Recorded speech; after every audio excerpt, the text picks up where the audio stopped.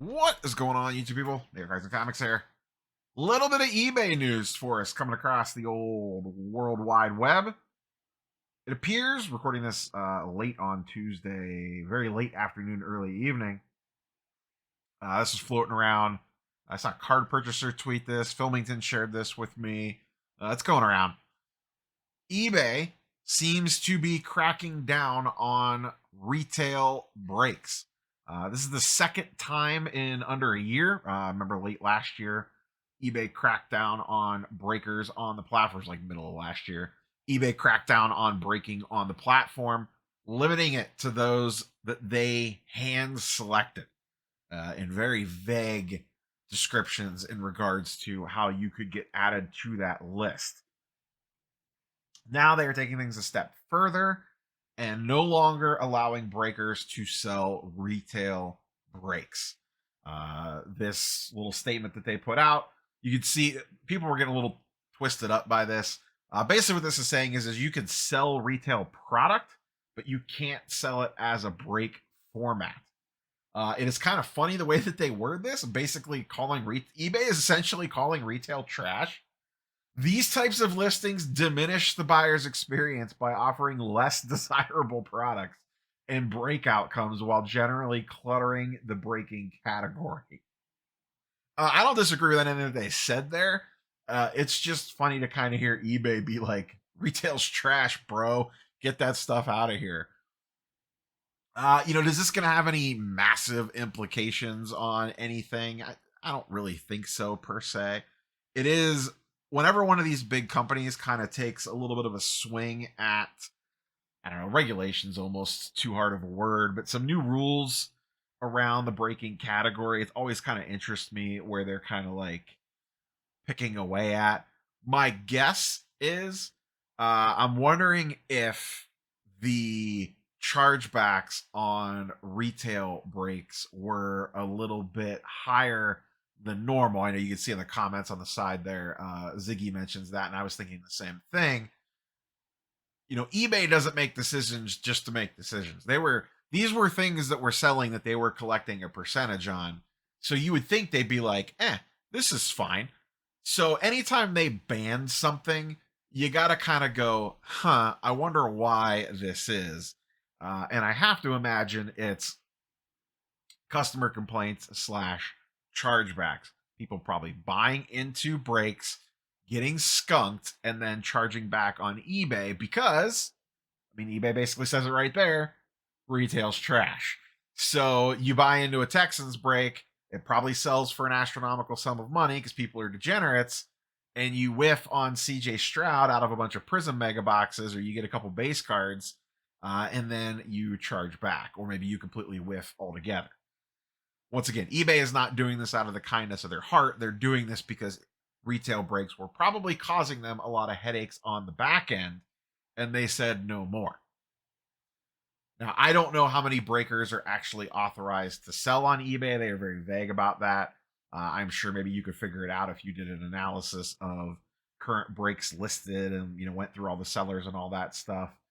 But I just find it intriguing that retail breaks are now off there. Like I said, I think it's kind of good. I'm not upset about this. Any more rules and regulations we can get around breaking, the better. But, what will these people now do? If you can't sell, Prism Mega Box case breaks, or, the ones that were really annoying where it's like someone, and you don't see this as much anymore since they kind of cracked down, but like peak pandemic, when someone would find like 3 mega boxes at Walmart and then they would list that as a break. It's like, what are we really doing breaking 3 mega boxes? Case break I could see a little bit different. But what do we think? Good, bad, don't care?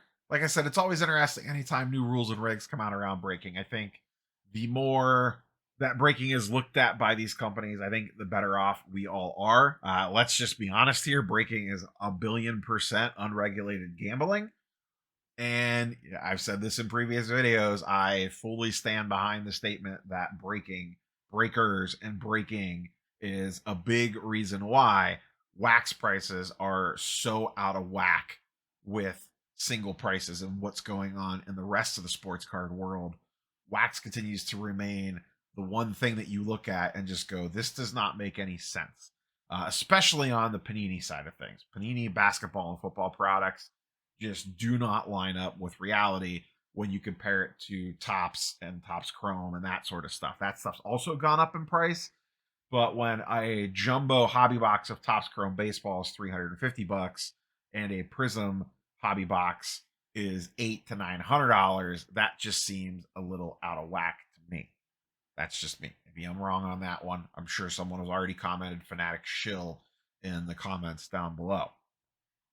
The whole breaking nonsense, like I said, I really do believe it is the cause for a lot of the increased prices. And the gambling like nature of it, I don't think it feels like the quick buck from like a hobby perspective. It feels like the quick chase to bring people in. But how many times can you burn someone before they're like, what am I doing? Like, what am I actually doing here?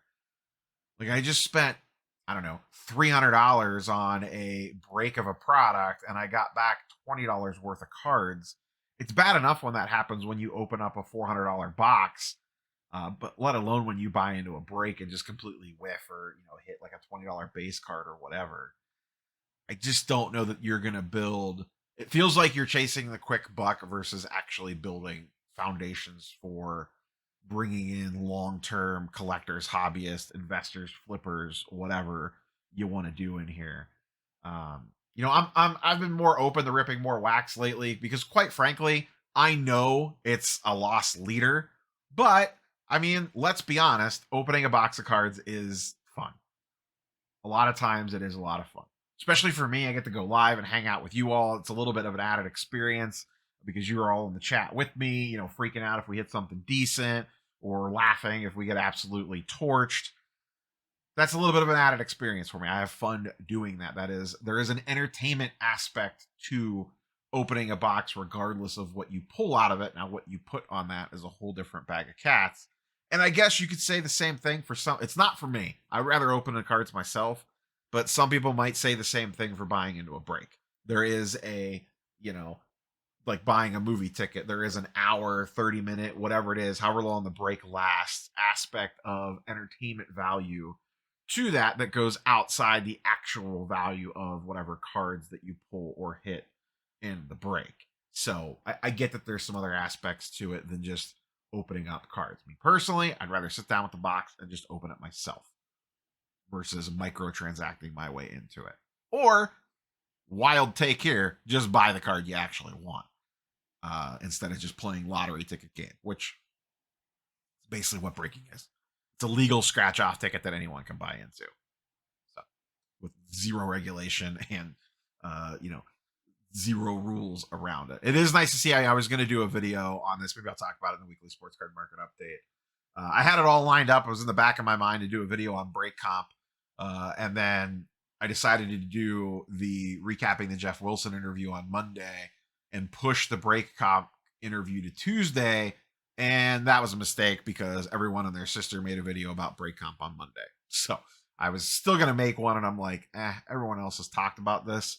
So I probably will talk. If you don't know what break comp is, we'll talk about it at the beginning of the Sunday weekly sports card market update later this week.